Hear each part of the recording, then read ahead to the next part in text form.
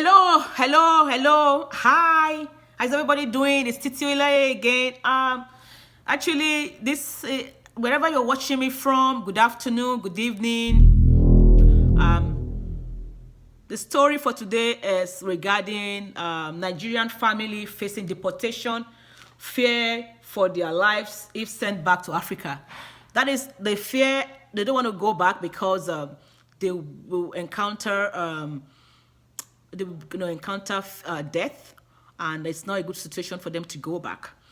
According to the story, CBC Windsor, the story was that the family of five,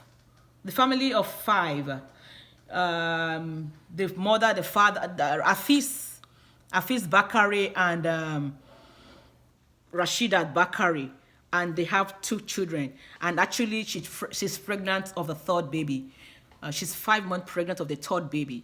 And they were issued deportation letter November 30th, and they were supposed to leave the country the following day. They were supposed to leave the country on Friday, which is the following day.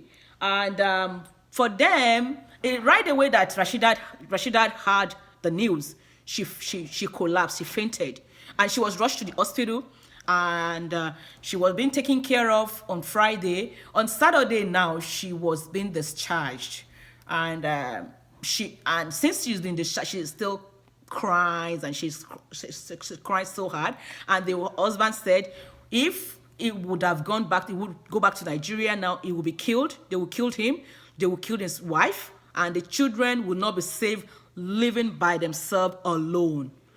Regarding this situation going on right now, the Nigerian community,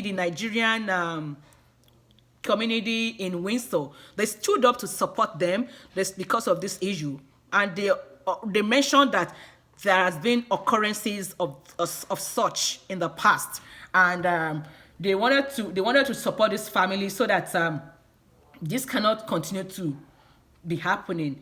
The leader of the organization, which is Claudio, the president of the African Community Organization of Windsor, actually tried to plead, to stand by them.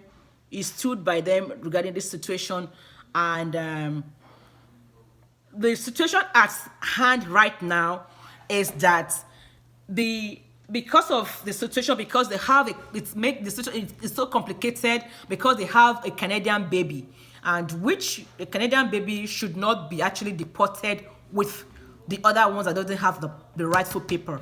So the MP, the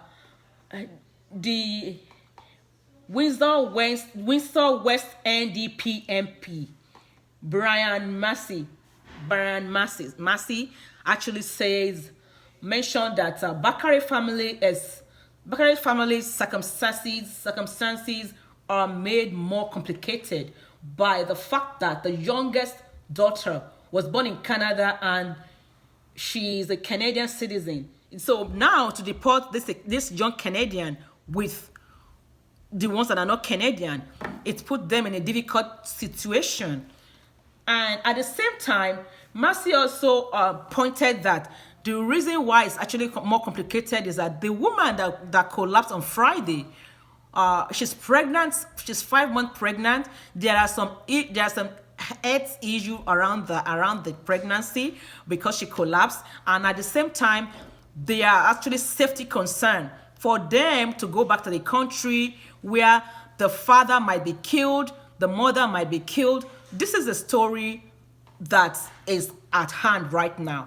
But where I come in now is to advise my Nigerian people that we should not put ourselves in difficult position, in difficult condition, because we shouldn't we are in Western world. At the same time, we should not let them be building cases against us.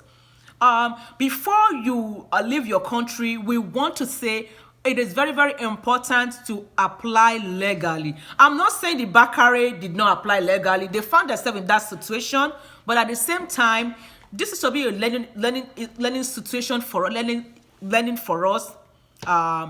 We should be able to apply legally and be able to attain our letters. The legality around immigration, we should have this in place before we leave the country, so that the story we put on our application, we should continue with the story instead of us cooking cock and book story. We should continue with the story, because once you apply for visitor visa, and you already in your visitor, before they give you the visa, they know that you show them that you are working in Nigeria, that you have a business in Nigeria, or you have a business in Nigeria, your wife have her own business, you guys are settled in Nigeria, and you have house, you have your property, you have a lot of things going on for you that is very good. And when you come into the country and now turn this story into seeking asylum, they will say, wait a minute, let's go and check the data.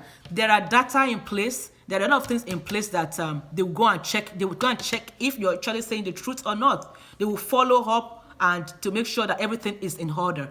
Well, what I'm trying to say is that whenever we apply for things or whatever we're doing, please, Nigerians, let us be truthful in what's in our ways. Let us be truthful in whatever we're doing, and don't let us close the opportunities for other coming behind us because of some situation that some Nigerians have made some mistakes in the past.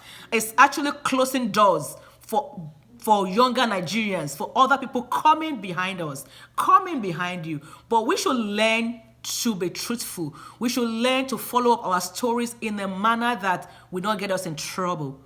Well, it's Titi Oyele again. I'm just saying what I saw, I have to say. Well, have yourself a wonderful evening.